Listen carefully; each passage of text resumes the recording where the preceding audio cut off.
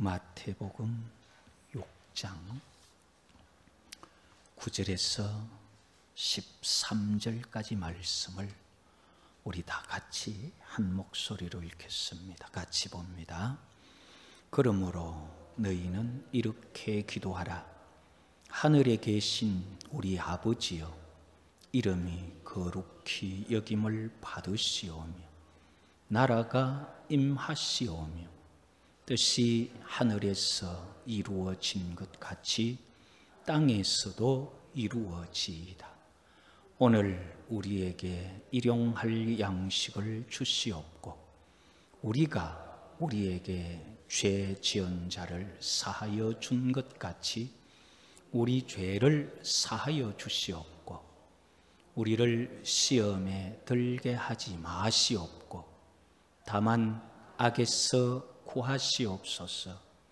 나라와 권세와 영광이 아버지께 영원히 있사옵나이다. 아멘. 예수님께서 이렇게 기도하라고 가르쳐 주신 것을 보면은 먼저 기도의 대상을 확실하게 하면서 하늘에 계신 우리 아버지여, 여호와 하나님께 기도할 것을 대상을 먼저 말씀하시고 그 다음 기도 내용으로서 첫 번째의 내용은 아버지의 이름이 거룩하게 하십시오, 그렇게 했었습니다. 그리고 두 번째 기도 내용이 아버지의 나라가 임하십시오. 그래서 나라가 임하시오며, 그 구절을 우리가 살펴보려고 하는 겁니다.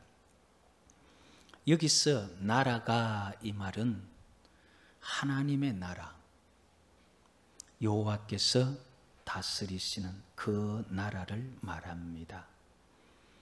하늘에 계신 우리 아버지여, 여기서 아버지여 주에서 이어져서 하늘에 계신 우리 아버지의 나라가 임하십시오, 그 말이죠. 지금 우리가 사는 세상은 하나님의 나라가 아니라는 거죠. 성경은 뭐라고 말하느냐면요, 사망이 왕노릇하는 세상이다, 그렇게 말해요. 어두움의 세상 주관자 마귀와 그리고 그에 의해서 세상이 지배되고 있는 정사와 권세와 그들과 싸워서 이겨야 하는 그 삶이 성도의 생활인데, 그걸 볼 때 이 세상, 이 나라는 하나님의 나라가 아니다는 거예요. 우리가 성경을 읽을 때 한 가지 주의해야 될 게 있어요. 그게 뭐냐면은 성경을 읽을 때 성경이 말하는 그 말이 무슨 말인지를 알고 읽어야 되는데, 오늘 우리는 성경이 무슨 말을 하는지 그 말보다도 우리가 알고 있는 그 말로 자꾸 읽어버리는 그런 경우가 많아요. 나라가 임하십시오 하는 이 나라가 무슨 말이냐 하는 것을 알고 우리가 시작하면 좋을 것 같아요. 호 바실레이아라는 그런 말을 예수님께서 쓰셨는데, 이 바실레이아라는 말은 이 왕국 또는 왕권, 통치, 그런 말이에요. 호 바실레, 그 나라가 임하십시오, 이제 그 말인데, 이 바실레이아라고 이렇게 쓴 이 왕국에서는 두 가지 뜻이 있는데, 하나는 어떤 개념이 있느냐 하면은 우리가 요거 내 땅 그러면은 그 내 땅에 말뚝을 박아 놓은데 그 지리적 경계, 요거 한국 땅 그러면은 대한해협 어디에서 어디까지 요거 우리나라 땅, 이렇게 국경선을 중심으로 한 지리적인 개념의 나라가 있고 또 다른 나라 개념이 있어요. 그 다른 나라의 개념은 무엇이냐 하면은 통치권 또는 통치와 권력이 미치는 그 영역의 개념이 있어요. 여기서 지금 말하는 나라가 임하십시오, 이 말은 지리적 개념이 아니에요. 여기서 요만큼 우리 교회 우리 거 이게 아니고 하나님의 통치하심이 하나님의 왕권의 그 영향력이 미치게 해 주십시오 하는 영향력이 미치는 그 나라를 말하는 겁니다. 그걸 이제 호바실레야 이제 그렇게 말해서 주의 나라가 임하십시오 이 말인데, 우리 이런 개념이 성경에 많이 나오는데요. 그 중에 하나 한번 찾아볼까요? 시편 145편을 한번 찾아보세요. 성경이 말하는 나라라는 개념이 요수아를 통해서 나라를 정복하며 지경을 그 경계선을 정하던 그 나라 개념도 있지만은 그렇지 않은 통치의 개념이 있다는 거예요. 시편 145편 13절을 우리 같이 한번 읽어보십시다. 13절 주의 나라는 영원한 나라이니 주의 통치는 대대에 이르리이다. 주의 나라는 주의 통치의 개념으로 지금 주의 통치하심이 대대에 이르는 그런 나라를 말하는 것을 볼 수 있습니다. 그래서 나라가 할 때 기도하며 주기도문 하면서 나라 그 말은 하나님의 영향력, 하나님의 권능, 하나님의 통치권 그걸 말하는 거예요. 나라라는 개념은 이런 통치의 개념이 있는데 복음의 영향력이 미치는 것을 하나님의 나라라고 그렇게 말해요.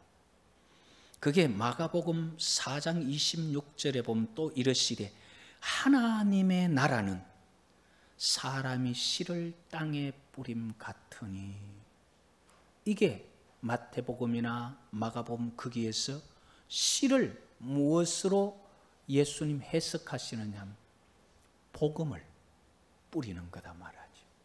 그게 하나님 나라다 이 말이에요. 하나님의 복음의 영향력이 미치는 곳, 그게 하나님의 나라다.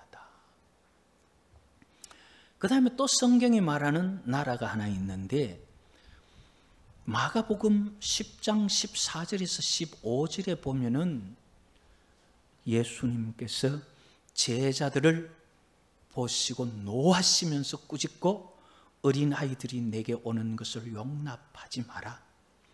하나님의 나라는 이런 자의 것이다. 그러면서 하나님의 나라는 어린아이와 같이 하나님의 나라를 받들지 않으면 하나님 나라 못 간다 그랬어요. 하나님의 말씀을 순수하게 그대로 받아들여서 그 복음의 영향력이 아이가 듣고 받아들이는 것처럼 사람 마음에 영향력을 미칠 때 그게 하나님의 나라의 영역이 되는 거예요. 그래서 우리 마음은 세상에 너무 많은 지식과 경륜 가지고 성경이 말씀으로 다가오면은 이렇게 견줘보고 저렇게 견줘보고 요래서 아니고 저래서 아니고, 이거는 말씀이 우리 속에 들어올 수가 없어요. 영향력을 미칠 수가 없어요. 그래서 그런 사람들은 하나님의 나라에 들어가지 못한다. 어린아이처럼 되지 않으면 못 간다 그랬어요. 그러면서 마가복음 10장 23절에 보면은 예수께서 제자들을 둘러보시며 이르시되 재물이 있는 자는 하나님의 나라에 들어가기가 심히 어렵도다. 마태복음엔 그 말을 낙타가 바늘 귀로 들어가는 것이 부자가 하나님 나라 들어가는 것보다 쉽겠다. 그러니까 제자들이 말하죠. 아니 그럼 누가 도대체 들어갈 수 있단 말입니까? 그래, 안 된다. 그러나 사람이 할 수 없는 거 하나님이 하신다. 구원은 절대 사람의 힘으로 안 돼요.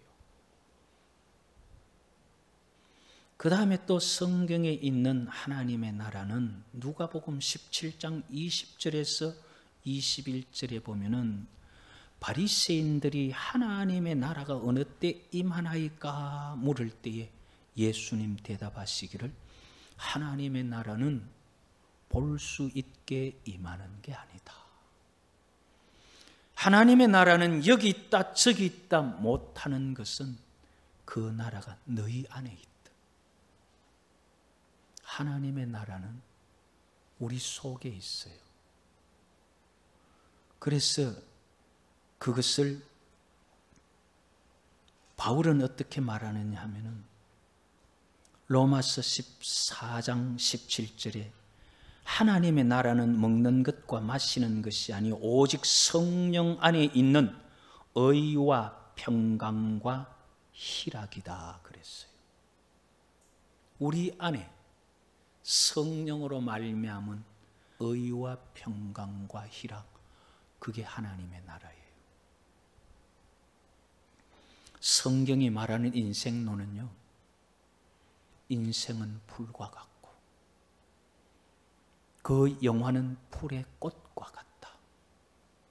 풀은 마르고 꽃은 시든다. 그 이유는 여호와의 기운이 그 위에 불기 때문인데, 그러나 하나님의 말씀은 세세토록 있느니라. 우리 인생은요, 선악과를 따먹으면서 정령 죽으리란 말 그대로 영적인 죽음은 하나님과 단절되어 죽었고, 육체는 서서히 죽어가는 게 70이고 80이에요.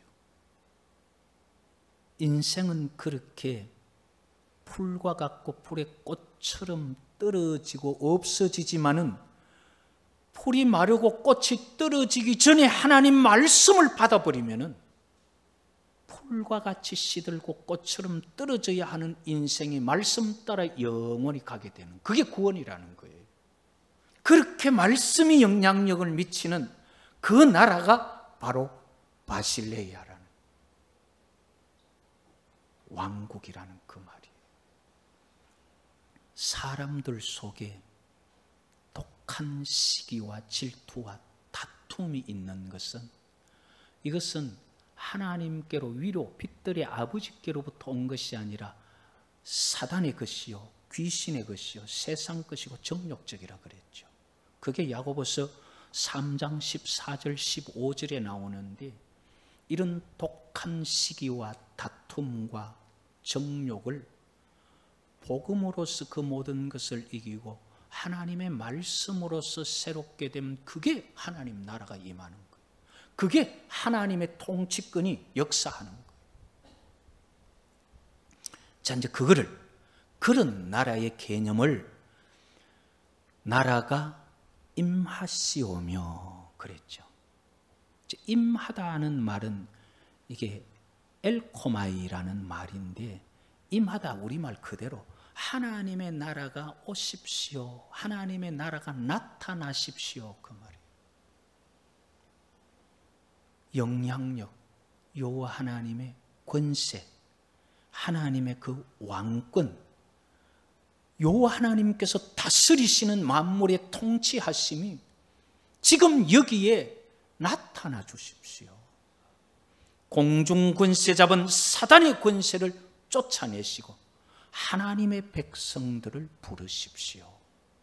그런 기도이기도 하고, 죄의 권세가 부서지고 복음의 영향력이 온 땅에 미치게 해 주십시오 하는 그 기도가 바로 나라가 임하십시오 하는 거예요. 저는 이 기도를 제 자신에게 많이 합니다.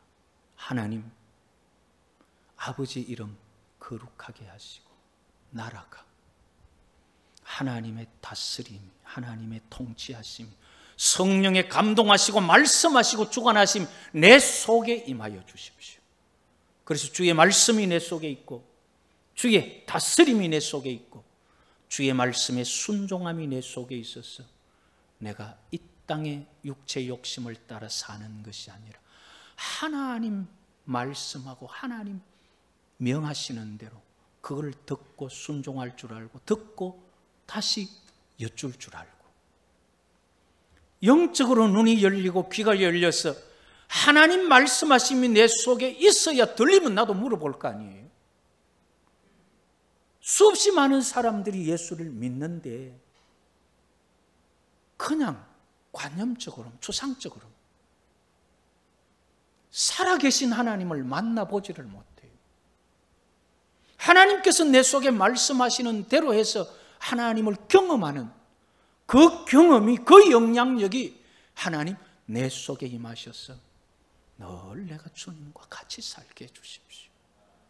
그래서 제가 자꾸 동행을 기도하는 게 그런 의미예요. 내 마음대로 그냥 세상 하나님 믿다면서 내 멋대로 사는 게 아니라 주님께서 가는 곳에 따라가고, 주님께서 머물면 내가 가고 싶어도 안 가고, 주님과 동행을 해보면 가지 말라는 데가 있어요. 아니 아무것도 관계없다가 꼭 어느 날 갑자기 막 말씀하시는 듯할 때가 있다 이 말이에요. 그런 것이 우리 성도들의 생활 속에 아무 데도 안 가다가 어느 날 가라 해서 가면은 주님 만난다든지, 그런 게 우리 속에 있어야 주님과 함께하는 게 뭔지를 아는 거예요. 그런 영향력이 내게 있게 해주십시오. 저는 우리 성도님들에게도 이 하나님의 나라가 임했으면 좋겠어요. 하나님의 영향력이 임하면요, 이상해요. 원수같이 보이던 사람이 그렇게 이뻐 보일 수가 없어요. 아무래도 용서 못하던 사람이 용서가 되고, 내 속에 있는 병이 갑자기 막 고쳐지고, 내가 죽고 싶도록, 자살하고 싶도록 그렇게 괴롭고 힘들던 인생 갑자기 소망이 솟아나고, 이게 하나님의 영향력이 미칠 때 일어나는 일이에요. 그게 아버지의 나라가 내게 임하십시오, 아버지의 나라가 우리 교회에 임하시고, 아버지의 나라가 이 민족에 임해 주십시오. 그게 이 기도라 이 말이에요. 그래서 하나님의 나라가 임했어, 하나님의 그 통치가 임했어. 통치가 임할 때에 모든 약한 것과 병든 것이 고쳐지고, 보지 못하게 하는 귀신이 쫓겨나니까 소경이 보게 되고, 7 귀신 들린 막달라 마리아, 군대 귀신 들린 사람들이 귀신이 쫓겨나니까, 여호와의 그 통치가 미치니까 그 사람들이 새롭게 되는 이런 역사들이 일어나는 거. 하나님, 그거 내게도, 우리 가정에도, 우리 교회에도, 이 민족에게도 임해 주십시오. 그 기도를 가르쳐 주신 거예요. 우리 한번 따라해 보십시다. 하늘에 계신 우리 아버지여, 아버지의 이름이 거룩하게 하십시오. 아버지의 나라가 임하십시오. 우리 모든 믿음의 식구들 가정에, 생애에 하나님의 나라가 임하는 복이 있기를 여호와의 이름으로 축복합니다.